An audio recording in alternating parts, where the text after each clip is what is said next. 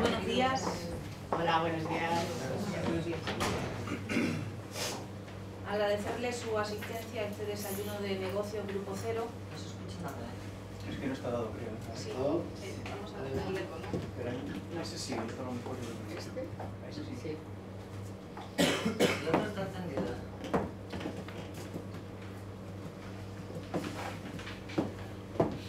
En esta ocasión Ahora sí. vamos a hablar, porque a nosotros nos gusta convocarles, pero evidentemente también para darles algo, para que ustedes sepan también cuál es nuestra forma de trabajar, cómo pensamos la formación empresarial y cómo nos diferenciamos de otras empresas de formación. Nosotros somos psicoanalistas de la Escuela Grupo Cero, entonces trabajamos con el método psicoanalítico y en esta ocasión vamos a hablarles del método psicoanalítico aplicado al liderazgo. Entendemos que la idea de liderar es algo que nos incumbe a todos. Claro, todos en algún lugar somos líderes, aunque no sea más que de nuestra propia vida, ¿no? ¿Y cuál es la importancia de pensar el liderazgo desde el método psicoanalítico? Pues evidentemente es que, como piensa el psicoanálisis todo, un líder no nace, sino que se hace, se construye, ¿eh?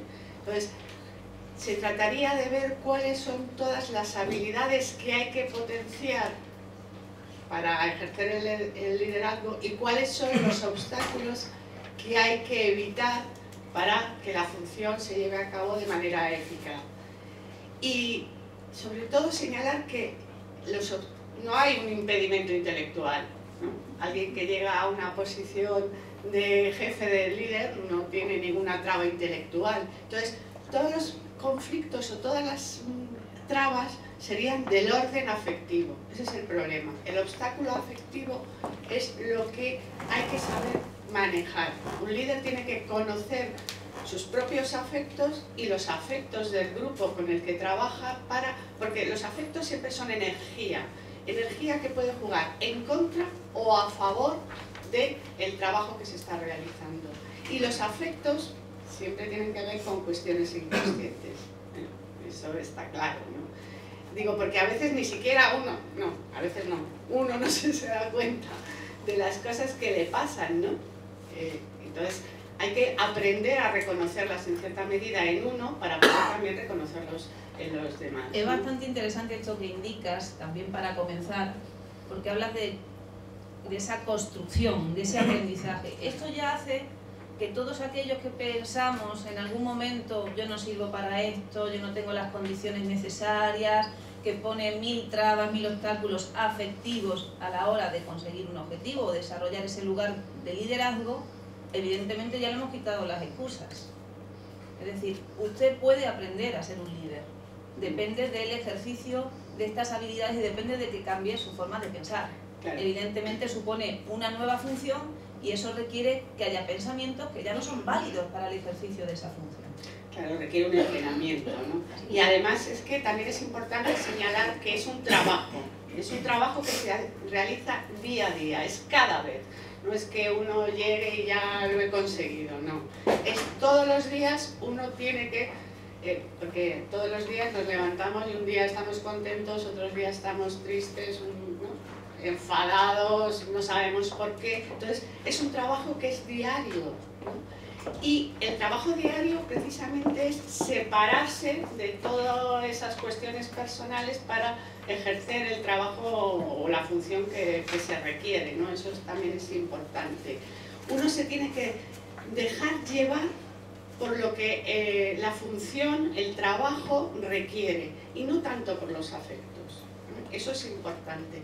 Y no tanto por los afectos, por ejemplo, bueno, evidentemente si estamos hablando de liderazgo estamos hablando de grupo, ¿no? Que eso es también lo importante, porque no hay líder sin grupo ni grupo sin líder. Digamos que uno y otro son fundamentales. También es el grupo el que nombra el líder o acepta el líder, ¿no? Eso se ve muy bien, por ejemplo, en los equipos de fútbol, ¿no? Hay entrenadores que son maravillosos, pero el equipo les rechaza y no van a ningún lugar. Es decir, que también el trabajo del líder va en construir ese grupo en que sea aceptado por el grupo. Y en esa aceptación están los afectos, los celos, la envidia, el amor, la hostilidad. Es una cuestión de relaciones humanas.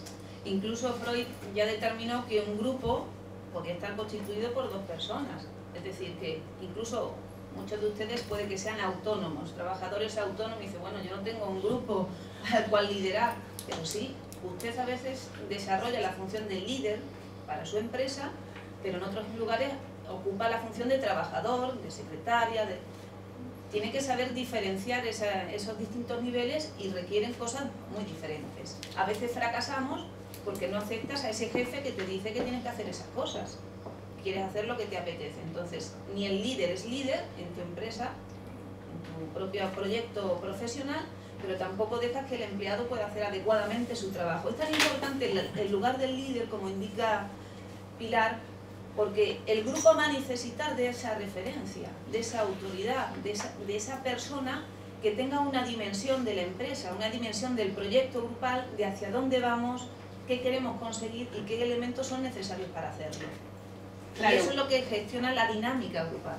Claro, porque ¿cuál es la importancia? Es el que organiza, ¿no? Es el que ordena. Y ordenar no es dar órdenes, ¿no? Sino que, digamos, pone todo al servicio del trabajo. Eso por una parte. Y luego, por otra parte, también señalar una cosa que quería rescatar de lo que había dicho. Uno puede ser jefe, empleado, secretaria, pero eso también nos habla de la diversidad, ¿no? La importancia de reconocer la diversidad en un grupo de trabajo, porque hay la idea de que, bueno, todos trabajamos en el mismo equipo, todos tenemos que ser iguales. No, si la riqueza precisamente de un grupo es la diferencia, que cada uno es diferente al otro. Entonces también uno tiene que conocer las características de cada trabajador para, digamos, que potenciar lo positivo en un trabajador, ¿no? En lugar de lo negativo. Porque además esa cosa, ¿no? Estábamos hablando de los afectos, ¿no? Esa cosa de todos iguales, ¿no? Esa reivindicación de igualdad, en realidad la reivindicación de igualdad es una elaboración de la envidia, ¿no? Estábamos hablando de los afectos, ¿no? Todos somos, nadie tiene que destacar, y como nadie tiene que destacar porque no lo tolero, porque soy un envidioso, todos tenemos que ser iguales. Bueno, no somos iguales. Es que ni siquiera nosotros mismos somos iguales de un día para otro. Entonces también esa cuestión de la importancia de saber gestionar y potenciar la diversidad. Eso es fundamental, ¿no? Para que podamos entender todas estas cosas, que evidentemente esta charla sirve de una pequeña introducción para que luego ustedes puedan conversar y para que también se puedan dar cuenta del trabajo de formación necesario para construir esos líderes que ustedes desean ser en sus empresas. Esto parte también del punto inicial del desconocimiento que todos tenemos sobre nuestros procesos psíquicos. Es decir, no sabemos nada de cómo funciona nuestro aparato psíquico. Desconocemos por completo ese funcionamiento de los afectos inconscientes que van a jugar todos los días en nuestra vida personal y en nuestra vida laboral, y que los desconocemos, pero los padecemos. Entonces, el primer punto que nos tenemos que plantear cuando nos encontramos ante la labor del liderazgo es decir, ¿qué conozco de mi instrumento de trabajo? ¿Qué conozco de mí? ¿Reconozco mis afectos? ¿Reconozco mis errores? ¿Reconozco el lugar que les represento para los demás? Entonces hay que hacer un trabajo también para conocer ese funcionamiento de la máquina que yo soy un sujeto humano. ¿Y puede explicar un poquito a la máquina? ¿Qué máquina es esa? ¿Qué partes hay en esa máquina? Para entender un poco, por favor. Bueno, básicamente, de manera simple... Porque ya lo hablamos en el primer desayuno de negocios. Es una máquina que está, digamos que, formada por varias instancias, ¿no? El centro de todo lo que determina es lo inconsciente. Es aquello de lo que nunca vamos a saber. ¿Por qué? Porque cualquier cosa que llega a la conciencia, que es donde lo podemos percibir, va a estar deformado, ¿no? Un proceso inconsciente, un afecto inconsciente para llegar a la conciencia siempre se va a disfrazar. Entonces lo que llega a la conciencia siempre va a ser pues una careta, no tiene que ver con el origen, ¿eh? Entonces está el inconsciente, que es lo que determina, la conciencia Y luego también está una parte que es como la conciencia moral, ¿no? El super-yo, podríamos decir, ¿no? Que es aquello que nos juzga, está bien, está mal, ¿no? Todas esas cuestiones morales que a veces uno se plantea tienen que ver también con una instancia que se forma en relación con las primeras relaciones del niño, ¿no? Uno nace y es un animalito además imperfecto total, porque ni siquiera se puede mover, no son como los animales, no sabe no puede ni respirar, no se ha terminado de formar el sistema nervioso, en fin, es absolutamente imperfecto. Y establece unas primeras relaciones. La primera relación es la mamá, ¿no? Que es la que nos determina para siempre, es nuestro primer amor. Y luego también está el papá, que también le amamos, pero es el primero al que odiamos, podríamos decir. Siempre la relación con el padre es ambivalente, le queremos pero le odiamos porque nos pone límites, porque nos dice no, mamá para ti solo no es mía, ¿no? Todas estas cuestiones. Y esto que digo, ¿por qué traigo lo de la hostilidad hacia el padre? Porque el padre es la primera autoridad. Y hemos dicho, frente al padre siempre hay ambivalencia. Yo le quiero, pero le odio. Están las dos cosas. Pero es que el lugar del jefe, el lugar del líder, es el lugar de autoridad. Entonces, también una de las dificultades con las que se enfrenta alguien que ejerce una jefatura o un liderazgo es la hostilidad que cae sobre él simplemente por el lugar que ocupa.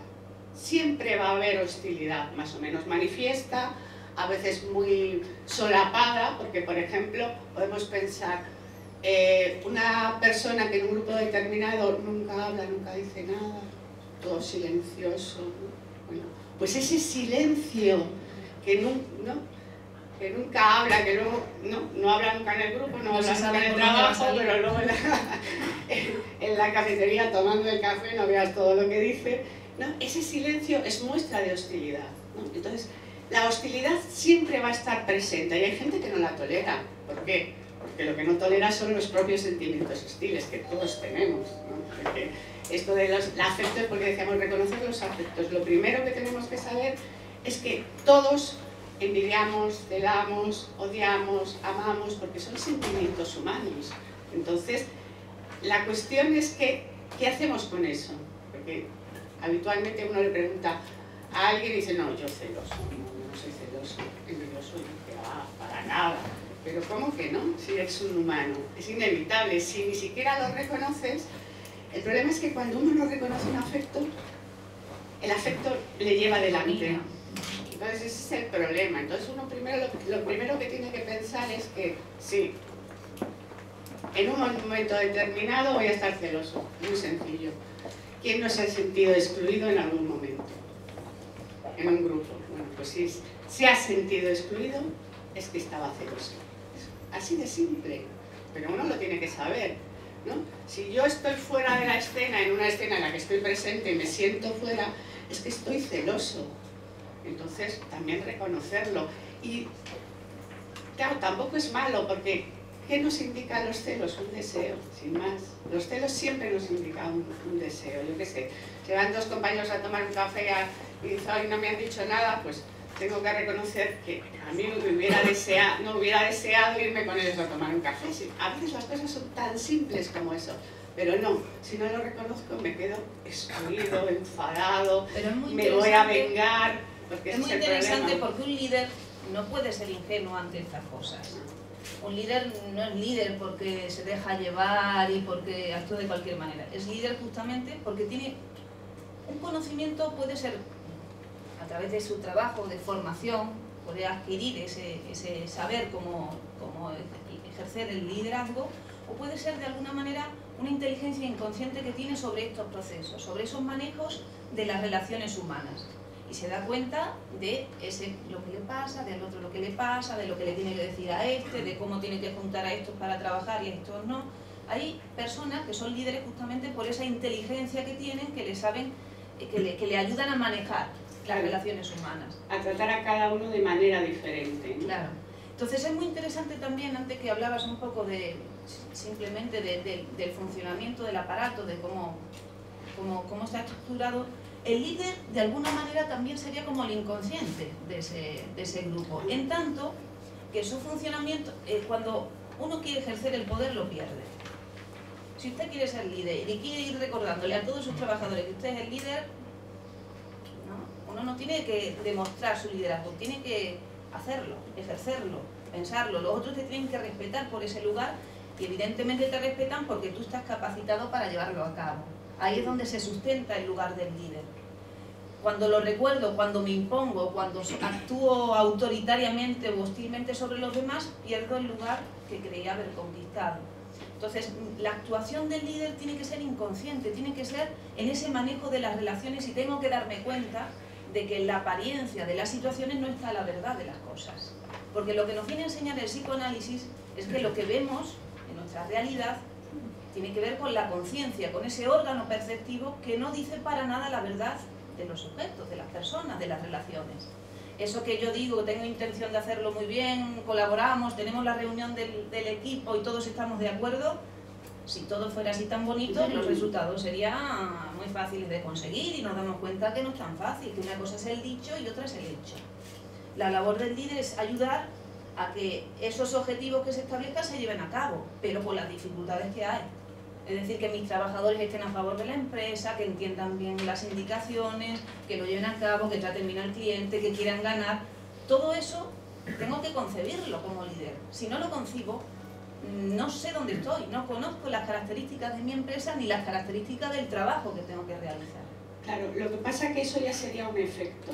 ¿A qué me refiero? Es que si yo estoy, ¿no? Si el líder está a favor del proyecto, si su deseo está a favor del proyecto, eso se contagia, porque las personas, el deseo se contagia, no deseamos cosas, no nos gustan las cosas, sino que deseamos deseos, entonces el deseo se transmite, entonces si el líder está a favor de la empresa, del proyecto, va a generar ese entusiasmo por parte de los trabajadores. Y eso lo van a identificar todos ellos. Claro, pero cuando hay trabas, uno se tiene que cuestionar sobre su propio deseo, con qué no está de acuerdo, cuál es el desacuerdo que tiene con el trabajo que realiza, con el lugar que realiza, con el proyecto, tolera el crecimiento, porque esa es otra, también hay que pensar que no siempre estamos a favor de nosotros mismos. Sería como decir entonces que el liderazgo, para ejercer la función, porque es una función de liderazgo, ¿no? Digamos que lo primero sería ejercer un poder sobre uno mismo. Por supuesto. ¿No? Si la persona, más que liderazgo, habría que hablar entonces de función, ¿no? El ejercicio de una función. Pero para poder yo llevar a cabo el ejercicio de esa función sobre un resto, sobre un grupo de personas, el primer ejercicio sobre mí mismo. Es muy difícil detectar afectos y sentimientos en los otros si primero no soy capaz de identificármelos en mí. Es decir, mis contradicciones con la empresa, con el proyecto, con la estrategia, con la gestión del grupo, si evidentemente no puedo primero saber cómo eso afecta en mí, difícilmente puedo leer los procesos inconscientes grupales que están aconteciendo en el grupo de personas con las cuales quiero ejercer esa función realmente de liderazgo, ¿no? Claro. Y si no detecto digamos, ese aparato psíquico primero en mí, por eso que la formación primero tiene que pasar por nosotros, que hay muchos líderes teóricos, con muchos conocimientos, pero no tienen saber sobre uno mismo. Porque cualquier proceso a lo mejor que ven ellos en los grupos, que les recuerda algo de ellos, les produce inconscientemente una barrera que ya no les permite pasar esa barrera. ¿Para qué? Pues para poder abordar ese problema de dificultad que está sucediendo, porque le recuerda, le ha tocado algo a él. Entonces inconscientemente lo rechazamos. Primer trabajo sobre uno mismo, y a partir de uno mismo puedes ejercer, evidentemente, el trabajo sobre los otros. Si no, es imposible. Además es muy interesante porque uno mismo no existe. Es decir, uno para constituirse como persona, para verse, necesita de los otros. Y a veces uno proyecta en los demás aquello que no puede ver en sí mismo. Por eso el trabajo sobre uno mismo es fundamental. Claro, es que es la primera tendencia. Cuando las cosas van mal, uno siempre acude al exterior. Entonces son los otros, es la crisis, ¿no? Pero nunca se cuestiona, o muy rara vez se cuestiona. Entonces lo primero que tendría que hacer es cuestionarse, porque evidentemente la crisis existe, pero existe para todo el mundo. Hay gente que le va bien y hay gente que le va mal. Entonces también, ¿no? Uno a veces dice, la realidad le sirve de excusa, como, ¿no? Entonces la crisis es lugar ideal pues para que me vaya mal. Bueno, pues entonces uno se tiene que preguntar por qué quiere que le vaya mal. No siempre queremos el éxito. Es preguntarse por las crisis internas que todo el mundo tenemos y que vamos a tener. Porque el aparato psíquico, el yo, prácticamente está en permanente crisis. No hay nada estable en el ser humano. ¿Qué significa esto? Que si fuéramos estables seríamos todos perfectos, como maquinitas que funcionamos a la perfección. Y justamente como estamos al cabo del día desestabilizados como 30 o 40 veces, permanentemente tenemos que querer volver a esa estabilización, ¿no? Y justamente eso es lo que hace que muchas de las funciones que queremos ejercer no podemos llevarla a cabo. Pero hay que tolerar ese grado de desestabilización en nuestro aparato psíquico. Entonces, ¿qué hace la gente? Toma pastillas, hace no sé qué, porque no pueden tolerar el nerviosismo que todos tenemos que tener. Pero que ese nerviosismo y esas contradicciones justamente es la energía que produce nuestra mente y la que nos hace poder enfocarlo a los grupos de trabajo, a los proyectos, al estudio, al amor, a la pareja. O sea que hay que tolerar un grado permanente de desestabilización en el aparato psíquico porque es constitucional. No existe el equilibrio perfecto. De hecho, el equilibrio perfecto es cuando nos morimos, que ahí nada te perturba. Ahí te quedas más a gusto y más tranquilo que todas las cosas. ¿Tú me entiendes lo que te digo? Entonces, lo humano es justamente eso. Entonces, el liderazgo, ¿no? El ejercicio de esa función, tiene que soportar permanentemente ese estado de disarmonía continua. Es decir, una presión de desequilibrio que si no la toleras no puedes llevar a cabo el ejercicio de dirigir o manejar grupos, una estrategia empresarial, cualquier dimensión. O sea, que eso es lo primero que hay que tolerar en uno. Una desestabilización que todos tenemos permanentemente y no tenemos por qué querer calmarla, porque eso es justamente lo que nos hace estar, ¿no?, con agilidad, nos hace movernos. Cuando nos calmamos, pasamos casi siempre de todo. Cuando nos tranquilizamos, cometemos errores, abandonamos cosas. Pero cuando estamos en alerta, es más fácil cuidar las cosas que cuando estamos demasiado relajados. Porque además el líder es aquel que gestiona mejor los afectos, los propios y los de los trabajadores. Y también es aquel que es capaz de tolerar más relaciones afectivas sobre sí mismo diferentes, porque también hay que pensar. Me caen bien 3 personas y me llevo bien con esas 3 personas. No solo es caerme bien, es que puedo gestionar un montón de relaciones diferentes con cada uno de ustedes y sacar el mejor provecho de cada uno de ustedes.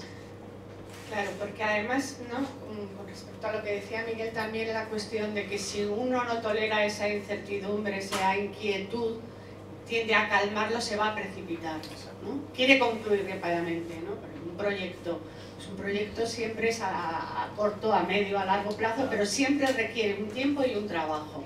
Pero si uno nunca sabe qué va a pasar, ¿no? Porque también está la cuestión de que tiene que tener la flexibilidad suficiente como para ir variando según las circunstancias de cómo se va produciendo el trabajo, el proyecto. Pero si uno quiere rápidamente concluir porque no tolera esa incertidumbre, se va a equivocar, seguro.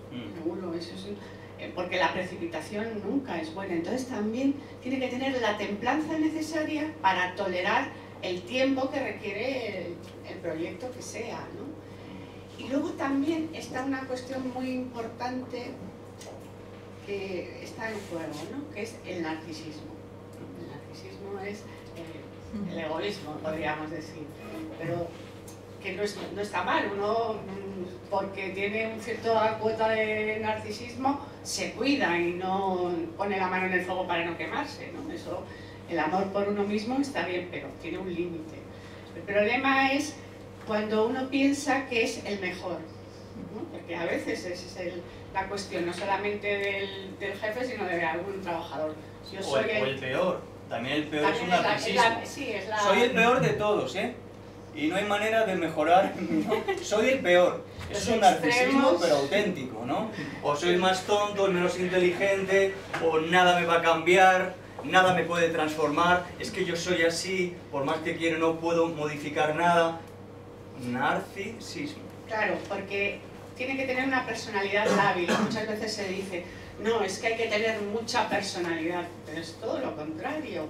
Uno tiene que tener la personalidad de acuerdo a la situación, no que siempre igual, porque siempre igual es yo tengo la razón, yo sé siempre lo que está bien y lo que está mal, yo lo hago bien y los demás se equivocan. Entonces, a veces también gestionar esas cuestiones, ese malestar que nos produce que el otro haga no exactamente como yo le digo, que además nunca va a ser exactamente como yo le digo, siempre va a haber una pequeña variación, pero tolerar esas diferencias, tolerar que cada uno haga las cosas de manera diferente, también tiene que ver con el narcisismo, ¿no? Y también está, pero lo que pasa es que como no se puede acabar con el narcisismo, a veces uno también tiene que darle palmaditas, ¿no?, al otro, porque a veces exageramos y señalamos siempre los errores, ¿no? Eso es lo más fácil, desde luego, ¿no?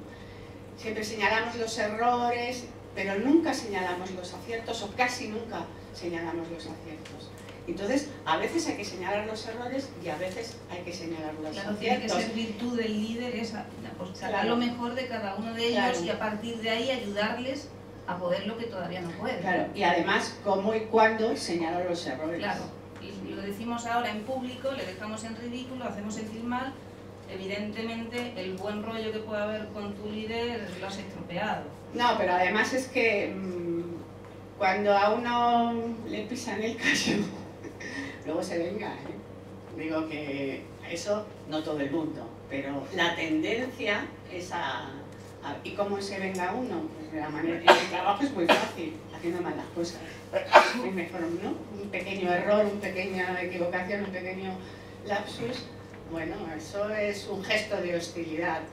Así de sencillo, pero claro, una pequeña equivocación puede ser un gran desastre en un momento determinado.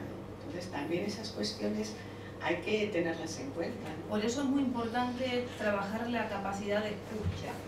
La capacidad de escucha también tiene que ver con la lectura de las situaciones. En el fútbol lo vemos. Hay jugadores que tienen una visión del juego y saben distribuir adecuadamente en cada momento el balón para que el otro saque el máximo provecho de eso. Y son los líderes en el sentido que son los que permiten que ganen los partidos, aunque no marquen los goles. Pero tienen una visión y están tan metidos en la situación de juego que su instrumento de lectura le permite anticipar esa jugada que va a ser exitosa.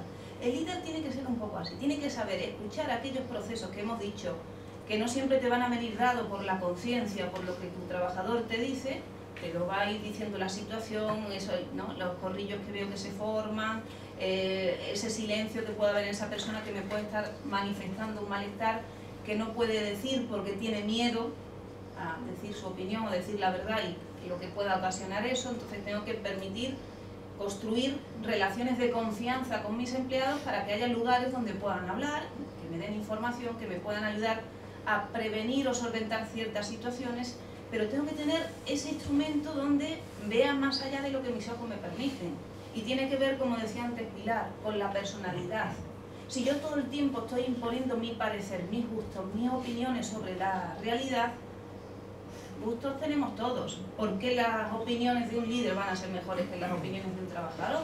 Porque a veces el trabajador tiene un punto de vista más adecuado a la situación que lo que pueda decir el líder. Tengo que abstraerme de mi opinión, tengo que salirme de mí mismo y valorar la situación desde un punto de vista diferente, teniendo en cuenta pues ese proyecto, los inconvenientes que puedan existir, el equipo con el que cuento y las personas que van a formar parte o forman parte de tu empresa. Como bien decía ella, tengo que incentivarles también, porque los éxitos son éxitos de todos. No puede ser solo el líder en ese narcisismo que él es el que hace las cosas bien y consigue, ¿no?, ganar los partidos. No, era un equipo el que ha llegado a la victoria y también es un equipo el que pierde el partido. Tengo que ver, si perdemos el partido, ver qué elementos han influido. También había un equipo enfrente que hacía bien su trabajo, no siempre porque lo hayamos hecho fatal, a veces es que el otro era mejor. Entonces hay que sacar lo positivo de las situaciones para permitir que el proyecto siga adelante, porque además los proyectos, uno hace un dibujo y establece unos objetivos, pero luego se van modificando, porque está la realidad.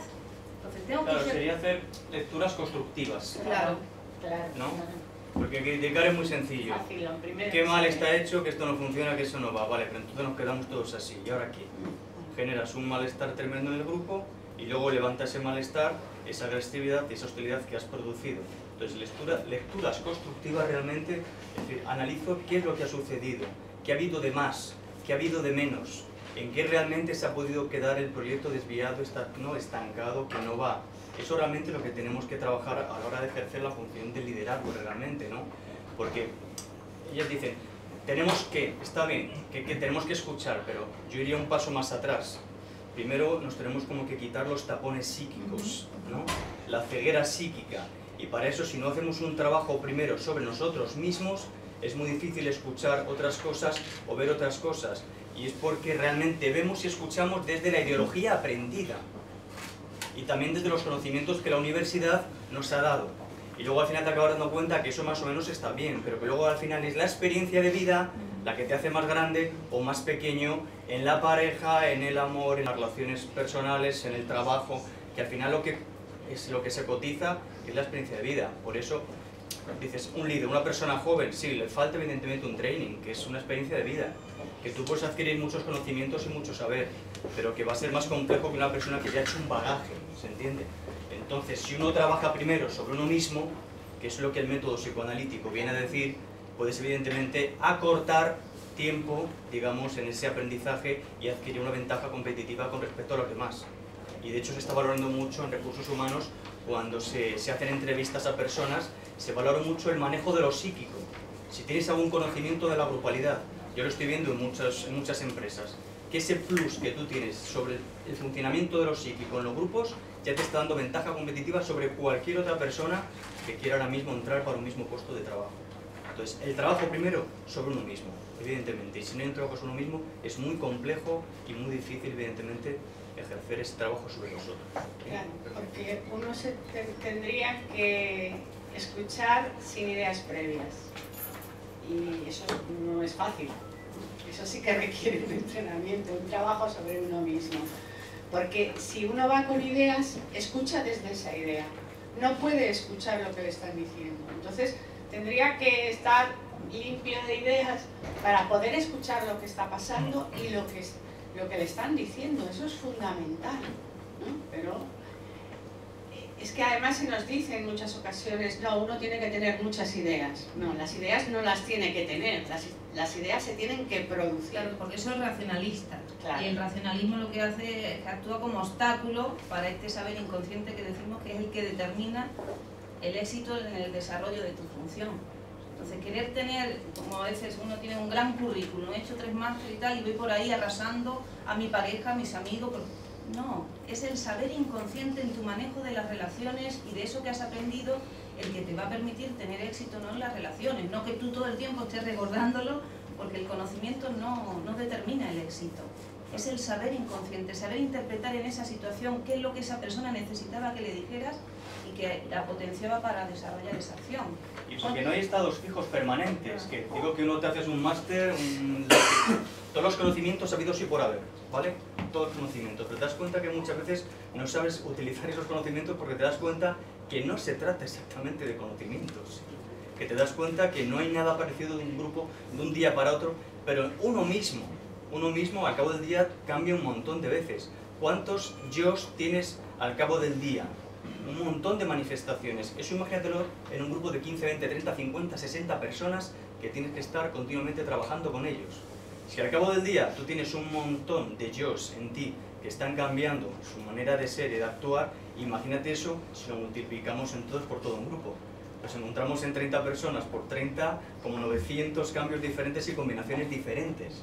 Entonces justamente el método psicoanalítico lo que te permite es trabajar con todas esas combinaciones y poder leer qué combinación se está produciendo en este momento. Y ir a la idea de un grupo con la idea de lo que pasó ayer es una equivocación, porque el aparato psíquico de un día para otro ha cambiado, ha olvidado, y somos muy diferentes. De hecho, cuando te quedas siempre de una misma manera de ser, eso puede ser un síntoma.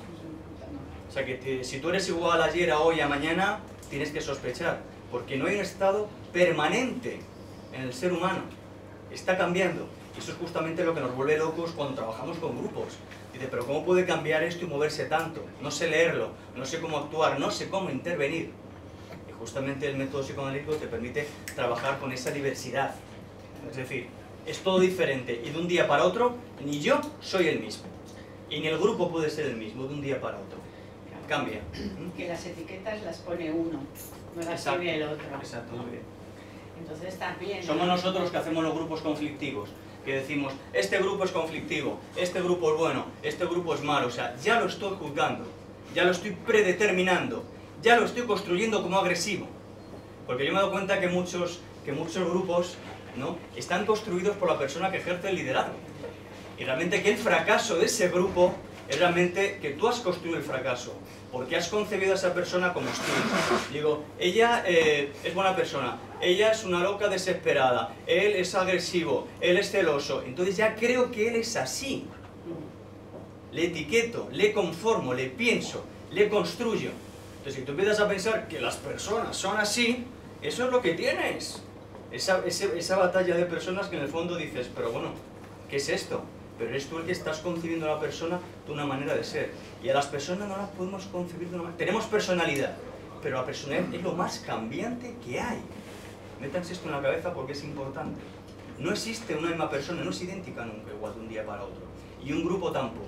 Y si lo concibes así, estás conformando ya una estructura que a la larga, que la has construido así, problemática, te va a dar serios problemas, porque la has pensado como problemática.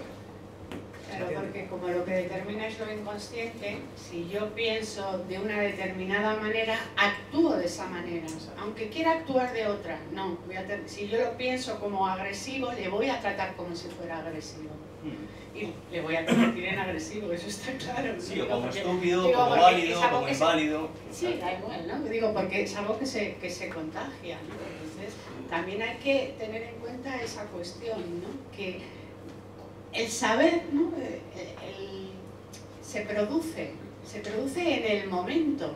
El saber sobre el grupo. ¿Qué grupo hay hoy? Bueno, pues primero tengo que Claro, pero dar un paso esa atrás. Incertidumbre a veces no la tolero, porque yo quiero saber previamente con quién me voy a encontrar, qué va a pasar, qué vamos a hacer, cuánto tiempo nos va a llevar. Lo quiero saber todo porque eso me da tranquilidad. Pero yo me levanto pensando de lo del día siguiente. Hoy me voy a encontrar con esto. ¿Tú qué sabes lo que te vas a encontrar? Ve, observa, analiza y luego te paras un poquito y empiezas a pensar. Pero como ya concibas que me levanto hoy pensando que me voy a encontrar con lo de ayer, la equivocación está garantizada. Porque no estás escuchando ni estás leyendo. Y eso te pasa en la pareja. Que discutes el día anterior y te levantas el día siguiente pensando, ¿estás seguro que está así? ¿O estás seguro que está así? Y ya le tratas a ella o a él como el de ayer. Y te vas a equivocar, porque por el que el otro está ya completamente tranquilo. Y ya lo empiezas a sublevar, ¿no? O soliviantar, porque lo estás pensando por la discusión de ayer. Por eso duran tanto, digamos, los rencores o los malestares en la pareja y en los equipos de trabajo. Porque alargamos. Lo que pasó un día, lo alargo hoy, mañana, pasado mañana y dentro de una semana. No es que sea solo el rencor, pero solo parecido, te quedas arrinconado ahí, más que rencor, a rincón, ¿no? Claro. Debería. Está bien, porque es lo que señala Miguel, ¿no? Porque el problema es quedarse fijado en un afecto. Exacto. ¿No? Porque En una imagen.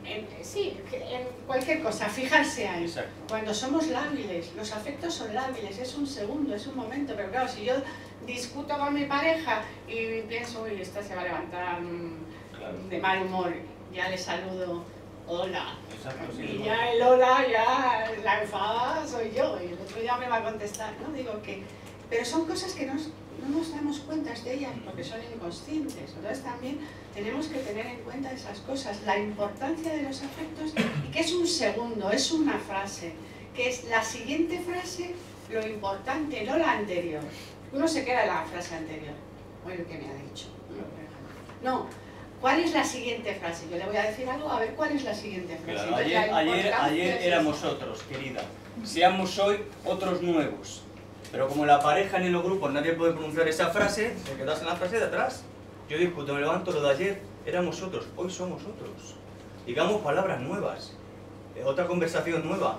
O el grupo de trabajo, y bueno, la discusión de ayer, bueno, pero avancemos sobre esa discusión. Hemos sacado alguna fortaleza, hemos nada más que visto debilidades, hemos visto alguna ventaja. ¿Qué hemos aprendido de todo eso? Que discuto con mi pareja, ¿qué hemos aprendido de esta discusión? Hemos aprendido, o solamente ha sido todo un reproche.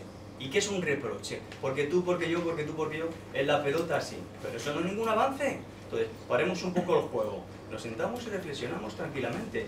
Y tratamos de avanzar y sacar algún conocimiento. Y esa es la experiencia de vida. De una discusión, de un malestar con tu pareja, con tu familia, con tu equipo de trabajo, con tu jefe. Saquen la experiencia, el aprendizaje. Y sobre eso se avanza. Porque hay que cometer errores. En cualquier acto de la vida y de las relaciones humanas tienes que cometer errores para avanzar. Es la única manera. Porque sobre el error corriges y aprendes y das el paso. Ahora, claro, si te quedas todo el rato en el mismo error, eres un neurótico obsesivo. Que te gusta estar permanentemente, ¿no?, en el mismo error. ¿Qué pasa? ¿No quieres aprender? Da el paso siguiente. Saca el aprendizaje. Y realmente esa es la primera actitud que tenemos que, ¿no?, poder tener para poder avanzar sobre cualquier equivocación o sobre cualquier error humano. Que lo vamos a cometer siempre. Por cualidad del ser humano. Es inevitable el error, ¿no? Es el avance siempre, ¿no? Uno aprende, ¿no?, por error, se equivoca y, ay, no, esto no. A ver, ¿no? Pero claro, si repite y repite y repite el error, es que no quiere aceptar una equivocación. Que a veces no tiene que ver directamente con eso que está, donde está cometiendo el error, pero hay una equivocación en uno que no quiere reconocer, ¿no? También es esas cuestiones, no todo lo que nos, ¿no? Porque a veces no todo lo que nos pasa en el trabajo tiene que ver con el trabajo, a veces tiene que ver con cuestiones personales, y eso se ve muy a menudo. Uno se levanta, discute por la mañana con su pareja y se va al trabajo y ya está enfadado todo el día, por ejemplo, o al revés, ha pasado un mal día en el trabajo, vuelve a casa y bueno, madre mía, la que se arma, ¿no? ¿No? Claro, porque con todas las personas, en esas relaciones laborales o personales, nos va a acontecer los mismos procesos psíquicos, donde hay aceptación y rechazo de los demás. Porque en el otro siempre hay cosas que me atraen, pero cosas que rechazo, porque hemos dicho que el otro es un espejo de uno mismo. Claro, exacto. Bueno, entonces, claro, yo estoy viendo todo el tiempo cosas que me recuerdan a mí, que acepto, que tolero o que rechazo.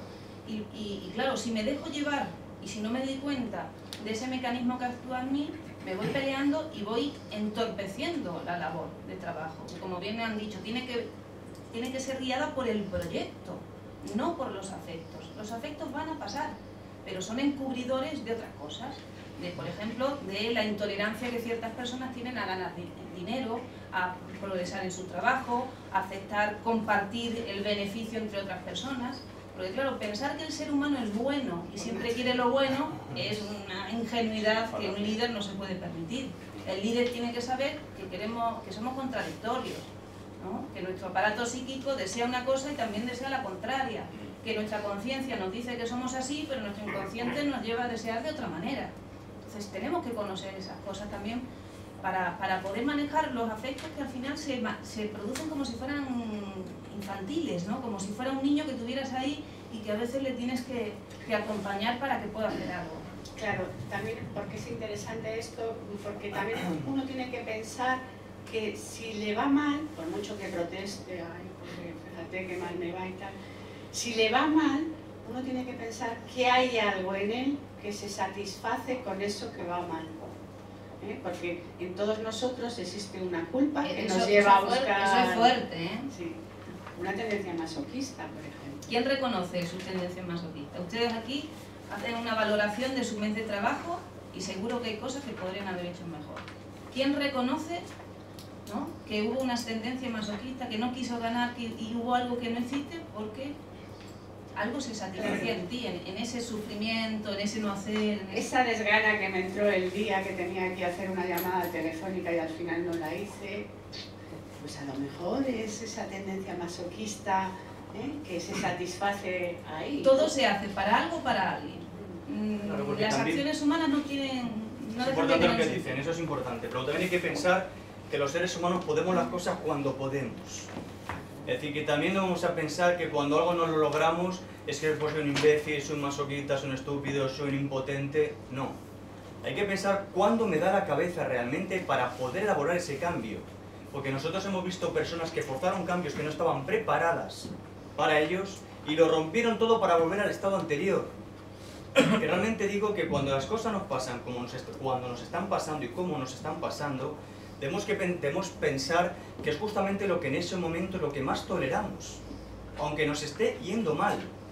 Y esto, por ejemplo, yo veo en las crisis de pareja cuando nos llegan a la consulta, ¿no? Que cuando tú tratas de arreglar la situación, vuelven otra vez al estado anterior. Es decir, que hay cosas que sabemos que vamos a solucionar cuando las tengamos que solucionar, que tampoco podemos forzar. Sí podemos de alguna manera acelerar algún proceso, mejorarlo, pero evidentemente siempre una decisión en uno. Y en las empresas pasa lo mismo. Porque también hay que pensar si esa empresa justamente en ese momento está preparada para dar ese salto en lo social, en la economía, esos cambios que van a llevar a una mayor productividad de dinero. Porque evidentemente el curso que yo voy a dar el 9 de julio, que voy a hablar sobre el método psicoanalítico aplicado a la venta personal y profesional, vamos a hablar sobre todo de la relación del dinero con lo psíquico. Porque absolutamente todo en la sociedad capitalista está tocado por el dinero. No hay nada, absolutamente nada, que no esté tocado por el dinero. La pareja tocada por el dinero, la familia, los amigos, la relación personal con uno mismo, con la empresa, todo toca por el dinero. Entonces, muchas parejas saben que si tuvieran dinero se separarían. ¿Qué hacen entonces? No tienen nunca el dinero para no separarse. Ay, pero nos damos fatal, yo me quiero separar. Sí, pero ¿por qué no mejora la economía? Ay, es que está todo fatal. Está todo fatal. Sí, pero haz algo. Y te da alguna excusa y te das cuenta que no quieren. Pero eso pasa en cualquier actitud humana. Entonces, el dinero sobredetermina cualquier relación humana. Y también te das cuenta que hasta que tú no toleras ciertas cosas, no las puedes hacer. Y sabes que el dinero te lleva a cambios, a crecimientos y a modificar un montón de aspectos de tu vida. Y no todo el mundo está dispuesto a modificar su vida. Porque tenemos una tendencia a los seres humanos que es a la quietud, al placer, a no hacer apenas nada, a que prácticamente las cosas nos perturben. Queremos siempre un estado anímico de confort, porque el aparato psíquico no tolera las perturbaciones. Cuando algo me perturba, quiero volver a estar tranquilo. Entonces, el dinero te obliga a acciones. Cuando tienes dinero, o lo escondes para que nadie lo sepa, ¿vale? O cuando tienes dinero y se te empieza a ver, te tienes que plantear dónde invierto el dinero, a quién se lo doy, no lo doy, es decir, qué movimientos hago, me va a llevar a cambios. Tengo que cambiarme de país, de ciudad, de casa, de pareja, de forma de vestir, de coche. Pero ¿y si no lo tolero? ¿Por qué están tan seguros ustedes de que todo lo que dicen querer es lo que desean? Que no siempre lo que digo que quiero es lo que deseo. Porque cuando coincide lo que quiero con lo que deseo, ahí lo logro. Ahí lo logro. Y cuando veo que quiero algo y no lo consigo, es que no lo deseo, por mucha pelea que tenga contra uno mismo. Cuando lo que quieres y lo que deseas confluye, ahí lo logras. Y cuando no lo logras y te está costando un montón, es que realmente lo quieres, pero no lo deseas. Claro, es que el deseo no es lo que se dice, sino lo que se hace, es lo que logro. Si logro, digamos que no es que porque quiero puedo, no. Si pude, quise, que es una cosa bastante diferente, ¿no? Entonces, uno consigue realmente lo que ha deseado, ¿no? Si desea triunfar, triunfa. Si no triunfa, vivimos en el autoengaño. Claro. Por eso que el método psicoanalítico lo primero que te hace una radiografía de ti mismo. Te dice, a ver, ¿te estás engañando o te estás diciendo la verdad? Y preferimos vivir en el autoengaño. ¿Por qué? Pues porque si vivimos en la verdad, señores, vamos a tener que modificar y cambiar. Y a todos nos gustan las situaciones placenteras, que podemos aguantar a mi lado una persona, un equipo de trabajo que no me sirven, que me están agotando, pero es a lo que estoy acostumbrado. Claro, ya lo conozco, lo nuevo siempre. Y me da una pereza, tengo que cambiar de gente, de pareja, de relación, de vida, de coche, forma de vestir, de... Y dice la gente, ay, qué pereza me da. Y te acabas conformando realmente. Entonces, hay un autoengaño siempre en los seres humanos. Y muy poca gente se quiere quitar la máscara de la mentira que tú mismo te has creado. Y justamente cuando te quitas esa máscara, tienes que aceptar de qué. Y bueno, de qué cosas que tienes que modificar si quieres cambiar la vida. Y si no, luego con los años te quejarás y dirás, es que no hice nada, ay si lo hubiera hecho, ay si hubiera en este momento dado el paso que tenía que haber dado. Bla, bla, bla, bla, bla. En el fondo nunca quisiste. Nunca. Y realmente lo que deseas, realmente, es lo que tienes. Y lo que no tienes es porque nunca verdaderamente lo deseaste.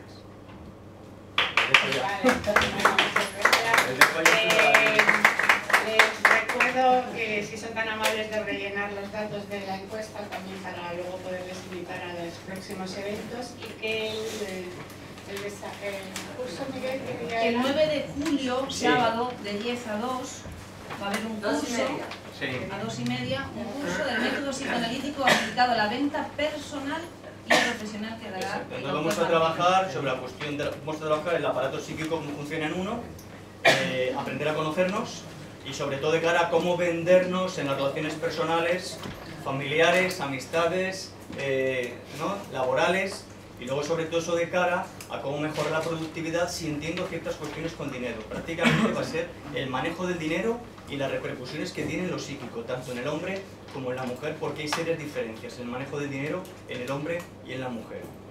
Y luego tendrá una parte teórica y luego haremos unas dinámicas de grupo donde cada persona o cada integrante del grupo habrá psicoanalistas que coordinarán varios grupos según las personas que seamos. Hay plazas muy limitadas, hay 80 plazas, sabemos que ya 40 están ya ocupadas. Entonces les digo que si les interesa, porque se va a llenar. Pueden reservarlo ahí mismo. Con ese bar y que trabajaríamos también dinámicas de grupo dentro de ese espacio que vamos a dar formativo y que lo voy a dar yo. Lo interesante es darse cuenta que nosotros con estas conferencias, con estos encuentros, les mostramos parte de nuestro trabajo, nuestra forma de pensar esta formación. Pero luego les planteamos trabajar para ellos. No es solo ponerles la degustación y que luego se queden con la cara. No, ustedes si quieren, pueden.